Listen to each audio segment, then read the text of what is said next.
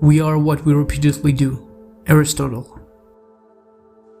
Habits are a double-edged sword. Bad habits can cut you down just as easily as good habits can build you up, which is why understanding the details is crucial. You need to know how habits work and how to design them to your liking so you can avoid the dangerous half of the blade. The process of building a habit can be divided into 4 simple steps: cue, craving, response, and reward.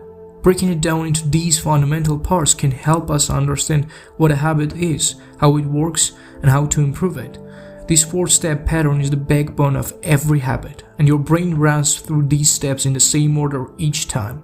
First, there is the cue. The cue triggers your brain to initiate a behavior. It's a bit of information that predicts a reward. Our prehistoric ancestors were paying attention to cues that signal the location of primary rewards like food and water. Today we spend most of our time learning cues that predict secondary rewards, like money and fame, power and status, prize and approval, love and friendship, or a sense of personal satisfaction. Your mind is continuously analyzing your internal and external environment for hints of where rewards are located. Because the cue is the first indication that we are close to a reward, it naturally leads to a craving. Cravings are the second step, and they are the motivational force behind every habit. Without some level of motivation or desire, without craving a change, we have no reason to act. What you crave is not the habit itself, but the change instead it delivers. You don't crave smoking a cigarette, you crave the feeling of relief it provides. You are not motivated by brushing your teeth, but rather by the feeling of clean mouth. You do not want to turn on television, you want to be entertained. Every craving is linked to a desire to change your internal state. Cravings differ from person to person. In theory, any piece of information could trigger a craving, but in practice people are not motivated by the same cues. For a gambler, the sound of slot machines can be a potent trigger that sparks an intense wave of desire. For someone who rarely gambles, jungles and chambers of the casino are just background noise. Cues are meaningless until they are interpreted. The thoughts, feelings, and emotions of the observer are what transforms a cue into craving. The third step is the response. The response is the actual habit you perform, which can take the form of a thought or an action. Whether a response occurs depends on how motivated you are and how much friction is associated with the behavior. If a particular action requires more physical or mental effort than you are willing to expend, then you won't do it. Your response also depends on your ability. It sounds simple, but a habit can occur only if you are capable of doing it. If you want to dunk a basketball but you can't jump high enough to reach the hoop, well, you are out of luck. Finally, the response delivers a reward. Rewards are the end goal of every habit. The cue is about noticing the reward. The craving is about wanting the reward. The response is about obtaining the reward. We chase rewards because they serve 2 purposes. They satisfy us and they teach us.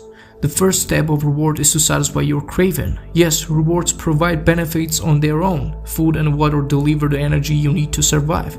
Getting a promotion brings more money and respect. Getting in shape improves your health and dating prospects.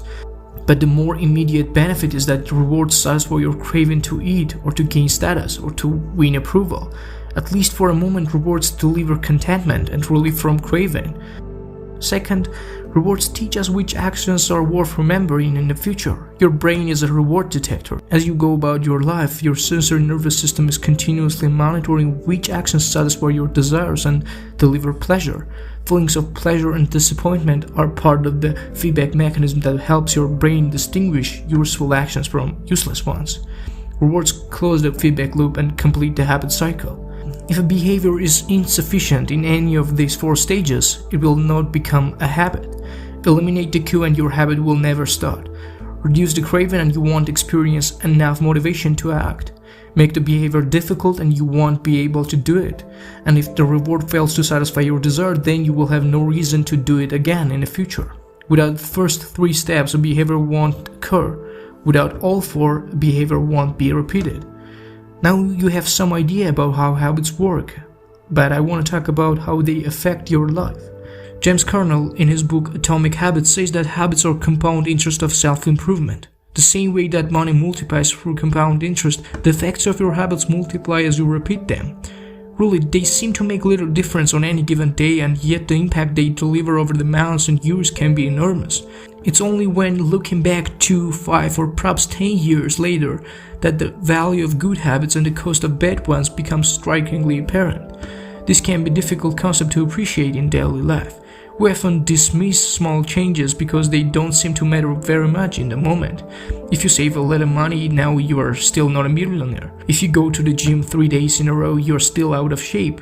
If you study Spanish for an hour tonight, you still haven't learned the language. We make a few changes, but the results never seem to come quickly, and we slide back into our previous routines. Unfortunately, the slow pace of transformation also makes it easy to let a bad habit slide. If you eat an unhealthy meal today, the scale doesn't move much. If you work late tonight and ignore your family, they will forgive you. If you procrastinate and put your project off until tomorrow, there will usually be time to finish it later. A single decision is easy to dismiss, but when we repeat 1% errors day after day by replicating poor decisions, duplicating tiny mistakes, and rationalizing little excuses, our small choices compound into toxic results. It's the accumulation of many missteps, a 1% decline here and there, that eventually leads to a problem. The impact created by a change in your habits is similar to the effect of shifting the road of airplane by just a few degrees. Imagine you are flying from Los Angeles to New York City. If a pilot living from LA adjusts the heading just 3.5 degrees south, you will land in Washington DC instead of New York. Such a small change is barely noticeable at takeoff. The nose of the airplane moves just a few feet, but when magnified across the entire United States, you end up hundreds of miles apart. Similarly, a slight change in your daily habits can guide your life to a very different destination. Making a choice that is 1% better or 1% worse seems insignificant in a moment, but over the span of moments that make up a lifetime, these choices determine the difference between who you are and who you could be. That said, it doesn't matter how successful or unsuccessful you are right now. What matters is whether your habits are putting you on the path towards success. You should be far more concerned with your current trajectory than with your current results. If you are a millionaire but you spend more than you earn each month, then you are on a bad trajectory. If your spending habits don't change, it's not going to end well. Conversely, if you are broke but you save a little bit every month, then you are on a path towards financial freedom, even if you are moving slower than you like. If you want to predict where you will end up in life, all you have to do is follow the curve of tiny gains or tiny losses, and see how your daily choices will compound 10 or 20 years down the line. Are you making it into the gym each week? Are you reading books and learning something new each day? Tiny battles like these are the ones that will determine your future self. And as James Carnell says, success is the product of daily habits, not once in a lifetime transformations. Thanks for watching.